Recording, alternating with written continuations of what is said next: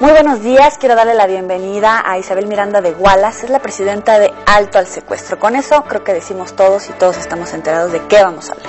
Gracias, Joely, muchas gracias por la invitación y pues a tus órdenes. Oye, pues la historia es bastante larga, platicábamos hace unos momentos.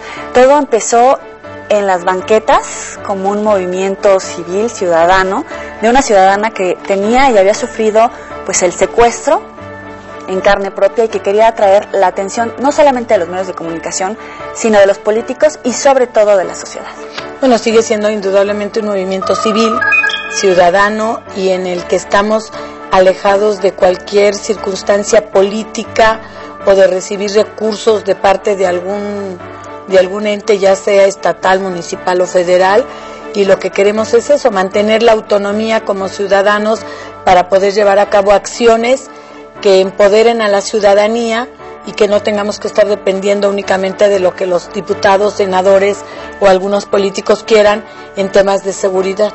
Es una situación bien delicada porque ahora con el incremento en las cifras negras del narcotráfico parece que los delitos están migrando hacia el secuestro. Entonces ya no es aquella problemática entre la gente que estaba metida en el crimen organizado, sino que ahora está afectando a cualquier persona de la sociedad. Sí, mira, se ha visto que el tema de secuestro en este país ha permeado incluso en gente que vive en lugares muy humildes como es Iztapalapa, Nezahualcóyotl, en los que secuestran de verdad por un refrigerador, una televisión. Las organizaciones criminales están totalmente dispersas porque puede ser desde el crimen organizado como es el narcotráfico o una delincuencia organizada dedicada únicamente a secuestrar, o gente improvisada que se reúnen entre familia, y entre familia tú ves que llevan a sus propias casas a personas secuestradas y los niños juegan alrededor de un hombre que está encadenado y vendado por un secuestro. ¿Y cómo ve usted a la gente? ¿Hay más reacción? ¿Realmente asumimos que en cualquier momento nos puede pasar que tenemos un familiar, un amigo, un vecino que ha pasado por esa situación? No, yo creo que no. Yo creo que la gente en México estamos muy cubiertos en la piel y nos hemos hecho muy indiferentes, pese a que todos los días escuchamos secuestros, levantones, matazones y demás. Nos hemos vuelto impunes a esta situación y creo que eso es muy peligroso porque el miedo es un contacto que debemos de tener sano para aprender a cuidarnos, y creo que los mexicanos no lo hacemos. Los mexicanos siempre pensamos que le puede pasar al vecino pero no a nosotros. Entonces yo no veo que la sociedad civil esté sensible a este tema y tampoco la autoridad. No hay campañas de prevención para poder poner a la gente en esta sintonía de que entienda que es un delito que puede sucederle a cualquiera. Oye, yéndonos un poquito al pasado, en el momento en el que estás viviendo el secuestro, la falta de información, la impotencia, ¿te sentías sola porque realmente te diste cuenta que a la gente nos vale cuando no somos los afectados de un secuestro, o sí tuviste respuesta inmediata? Mira, yo creo que habría que dividirlo. De parte de la autoridad no tuve ninguna respuesta, era sola. Por parte de la sociedad civil, de las personas comunes y corrientes, sí tuve respuesta, porque gracias a ellas fue que yo pude investigar, me dieron información cuando yo salí a medios, cuando pusimos los espectaculares, cuando una organización civil, ustedes fueron un apoyo importantísimo, los medios de comunicación. Entonces creo que la sociedad civil tenemos esa peculiaridad en México, como que cuando vemos a alguien en desgracia, sí apoyamos y somos empáticos, pero somos incapaces para trabajar por el lado de la conciencia y de la participación. Es así como que muy curioso este tema, ¿eh? Muy ambiguo, ¿no? Sí. De repente puedes estar cerca, pero no necesariamente lo asumes. Y ya que estabas en ese problema y empiezas a recibir la atención de los medios de comunicación y de las autoridades, ¿no sentiste miedo? Digo, actualmente el poeta se vuelve activista, el activista le secuestran al hijo y después lo matan. Es una línea muy delgada cuando te metes a ese tipo de cosas y terminas siendo víctima. Mira, desgraciadamente en México cada vez estamos viendo que a los activistas los están matando. En Chihuahua, ahora recientemente a una persona del movimiento de Javier Sicilia, a la señora Marisela Escobedo en Chihuahua. Todos los que nos metemos a hacer activismo sabemos el riesgo que corremos y siempre tenemos miedo, indudablemente, pero creo que por ahí dijo alguien y lo dijo muy bien: más vale vivir un minuto de pie que toda una vida de rodillas. Y creo que México no debe de acostumbrarse a vivir de rodillas ante el narcotráfico y ante la delincuencia, porque algo que tenemos que tener claro es que el 98% de los delitos no son de delincuencia organizada.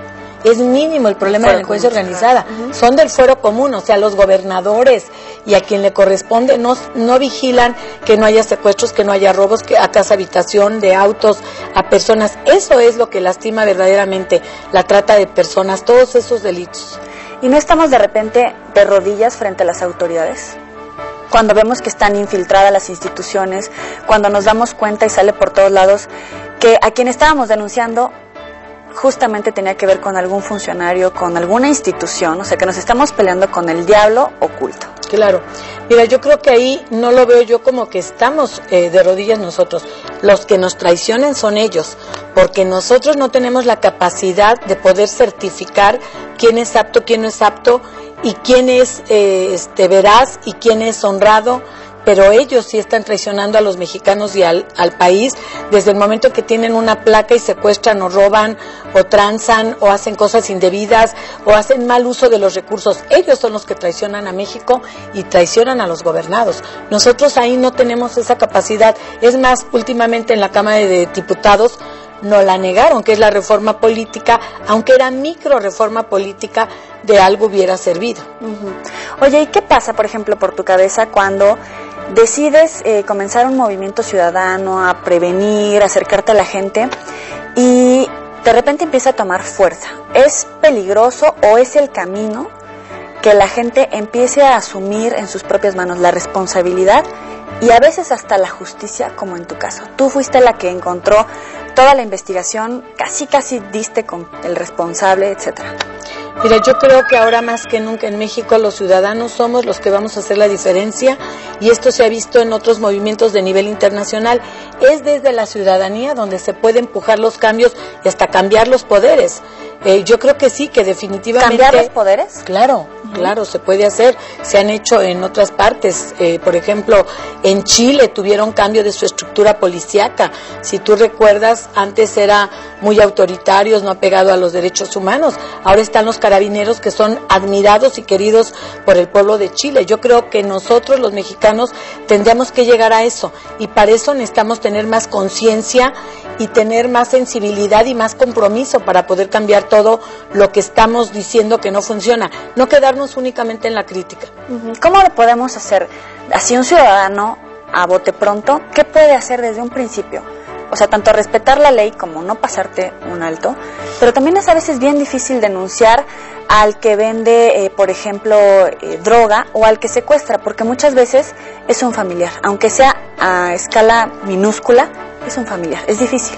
Mira, yo creo que cualquiera que tenga un poco de conciencia y se ame a sí mismo, debe de denunciar, no importa si es su familiar. Algo que tenemos que tener claro es, los grandes secuestradores y los grandes capos empezaron por infringir la ley más mínima, esto es pasarte un alto, no pagar tus impuestos, y van escalando porque se van dando cuenta que no hay quien les ponga un límite.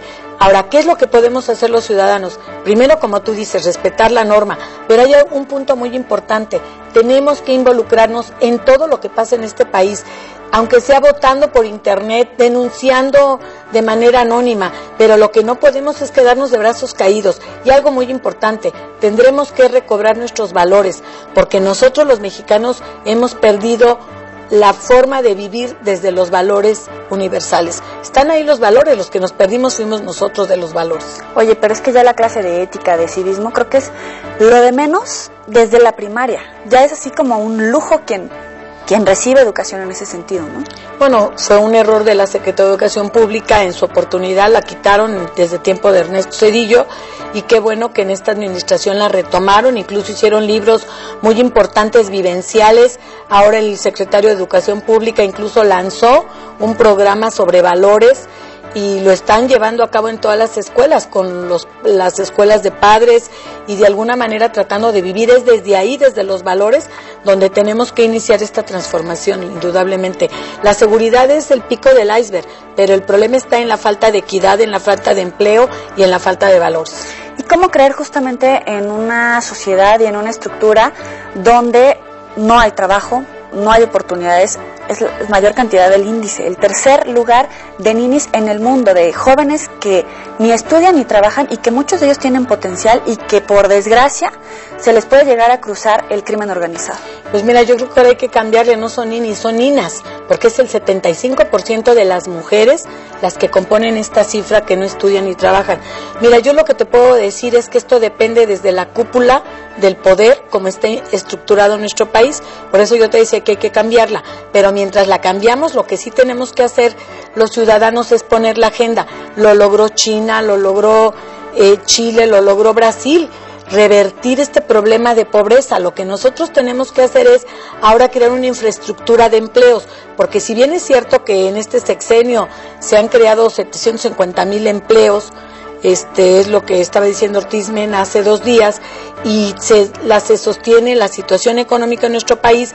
Lo que falta ahora es dispararlo creando políticas diferentes. Mira, algo que hicieron en Colombia, que cada quien guardaba la proporción, tenemos situaciones diferentes, pero que hicieron en Colombia, específicamente en Medellín, fue: si el narco le compra a los chavos, a los jóvenes, su trabajo, yo se los voy a pagar para que ellos estudien. Entonces les dio una beca en dinero condicionada que pudieran presentar sus exámenes, sus calificaciones y a ser supervisados. Eso es lo que tendría que hacer este país. Oye, estamos con miras al 2012 y los ciudadanos tenemos un arma que a veces parece que no tomamos en cuenta: el voto.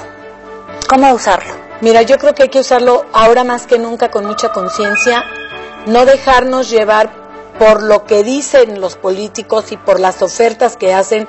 Hay que ver primero cuál es verdaderamente su plan, cómo lo van a hacer y en cuánto tiempo lo piensan argumentar. Pero algo más importante, vamos a ver qué quedó en la historia, qué han hecho donde estuvieron como gobernadores, como diputados, porque bueno, platicar es muy fácil, creo que los hechos es lo que habla. Si un gobernante pretende llegar a ser presidente de la República, habría que ver cómo dejó su estado, cómo dejó su municipio o qué hizo antes para saber si es digno de esta credibilidad. ¿Hay alguna opción que tú veas desde este momento que realmente te convenza, justamente por todas las problemáticas que tenemos, por las propuestas que puedan presentarnos? Mira, realmente no quisiera yo influir en el público diciendo qué es lo que creo. Lo único que sí les quiero decir es: tenemos que estar informados, tenemos que votar, porque si los mexicanos no votamos, lo que hacen los partidos es que utilizan el voto duro, esto es los sindicatos, lo que ellos ya tienen pactado. Entonces, creo que lo que México necesita es una política que no sea de violencia, una política que sea de educación, de prosperidad, y habría que ver quién de todos los candidatos o posibles candidatos nos puede ofrecer una reactivación económica, educativa y sobre todo no amañada en prácticas muy ya vistas dentro de alguna política y que siempre nos dicen una cosa, pero cuando están en el poder hacen otra. No se dejen engañar, de verdad informémonos. Ese es un arma y bueno, vamos a seguir platicando con Isabel Miranda de Wallace para saber cómo ponerle un alto al secuestro. En unos momentos nos regresamos con ustedes.